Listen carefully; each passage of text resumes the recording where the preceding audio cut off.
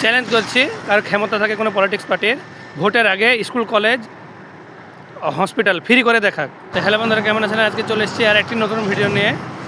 তো প্রত্যেক পলিটিক্স পার্টিকে আমি চ্যালেঞ্জ করছি আর ক্ষমতা থাকে কোনো পলিটিক্স পার্টির ভোটের আগে স্কুল কলেজ হসপিটাল ফ্রি করে দেখাক।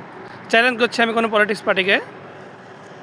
আর কোনো পলিটিক্স পার্টির ক্ষমতা থাকে যদি, তো স্কুল কলেজ সম্পূর্ণ ফ্রি, যেখানে বিহারে দেখলেন খান স্যার করেছে ওইভাবে করে দেখাক। অন্তত 50 টাকা চার্জ করে দেখাক, এমআরআই থেকে সিটি স্ক্যান থেকে সব ফ্রি হবে, এরকম করে দেখাক।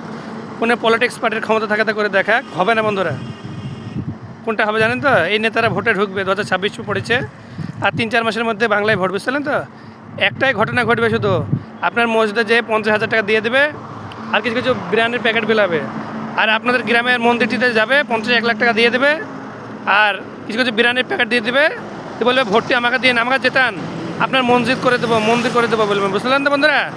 তো এইসব বাংলার মানে এত সচেতন, এত বুদ্ধিমান, কথায় পা দেয় না।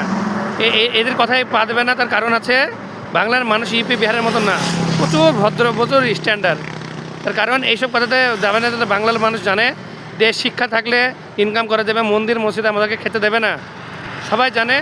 তো যাই হোক, এখন ভিন রাজ্য থেকে মানুষ আসবে বললেন তো বাংলাতে, এসে আপনাকে বলবে আপনার মন্দিরটা করে দেবো, মসজিদটা করে দেবো আর ভোটটা আমাকেই দেবেন। তা বন্ধুরা, আমি আপনাদেরকে আরেকবার বলছি, আপনারা কারোর কথাতে পা দেবেন না। মানে বাংলা এত শান্তশিষ্ট জায়গা, ভিন রাজ্যের মানুষ দেখে আমাদেরকে হিংসা করে।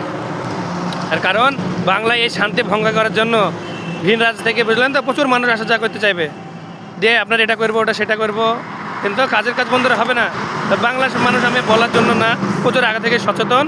তো আপনারা ইলেকশন দেওয়ার আগে যখনই নেতা আসবে আপনার ভোটের আগে, তো বলবে আপনার মন্দির মজুত করে দেবো, আপনি বলবেন আমার প্রয়োজন নেই, আপনি এইখানে আমার একটা ভালো হসপিটাল তৈরি করে দিন, ফ্রি ট্রিটমেন্ট, আর একটা ভালো স্কুল কলেজ করে দিন, যেন ছেলেপিলে ফ্রি পড়তে পারে। দেখবেন সেই নেতা আপনার কাছ থেকে সোজা চলে যাবে অন্য গ্রামে, দেখবে এখানে আমার কথা চলবে না।